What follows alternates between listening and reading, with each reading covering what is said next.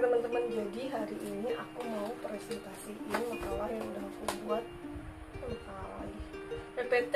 Nah ini ya, PPT ini aku udah bikin PPT di mata kuliah Manajemen Keuangan Syariah. Hari ini kita akan membahas tentang perencanaan dan kebijakan keuangan syariah.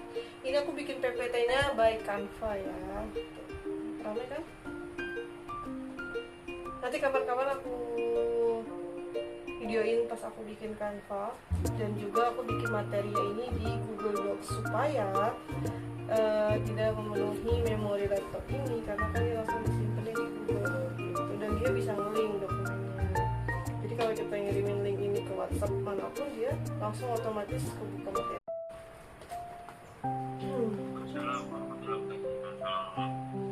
Di sini saya sendiri akan mengungkapkan materi manajemen keuangan syariah yang berjudul perencanaan dan kebijakan keuangan syariah. Yang di dalamnya nanti ada beberapa hal. Yang pertama itu perencanaan keuangan jangka pendek dan jangka panjang. Yang kedua kebijakan pendanaan dan investasi berbasis syariah. Dan yang ketiga penyusunan rencana anggaran. Apa itu perencanaan keuangan syariah? Kalau kita mendengar kata perencanaan keuangan, pasti langsung terbayang bagaimana kita mengatur uang supaya bisa memenuhi kebutuhan sekarang dan juga masa depan. Nah, kalau ditambah dengan kata syariah, artinya perencanaan itu dilakukan berdasarkan prinsip-prinsip Islam, yaitu halal, adil, transparan, dan tidak mengandung riba, darar ataupun hasil. Jadi bukan hanya soal bagaimana uang itu berputar, tapi juga soal bagaimana uang itu dikelola dengan cara yang diridhoi oleh Allah Subhanahu wa Ta'ala. Ngomongin keuangan syariah kenapa sih beda dengan keuangan konvensional? Nah, kalau keuangan konvensional ini biasanya kan tujuannya semata-mata mencari profit dengan cara apapun selama itu menguntungkan.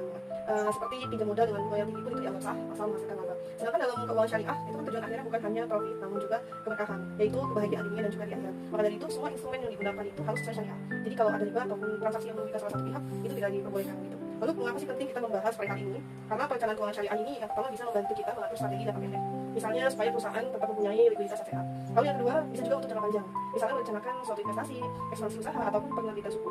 Dan yang ketiga yang paling penting kita memastikan semua kebijakan perusahaan itu tetap kompleks dengan nilai Islam.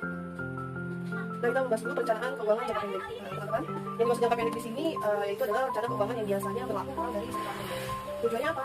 Tujuannya itu supaya perusahaan itu bisa menjaga likuiditas, yang artinya memastikan uang kas itu selalu tersedia untuk kebutuhan harian. Lalu yang kedua supaya bisa membayar kewajiban jangka pendek seperti gaji karyawannya, lalu cicilan pembiayaan dan juga biaya operasional. Adapun contoh kegiatan ini seperti apa sih? Nah, contoh kegiatan daripada perencanaan keuangan jangka pendek ini pertama adalah menyusun cash flow atau arus kas dengan sistem syariah. Misalnya menghindari pinjaman bunga. Lalu yang kedua mengelola piutang dagang dengan akad murabahah. Jadi jual beli dengan margin keuntungan yang sudah jelas.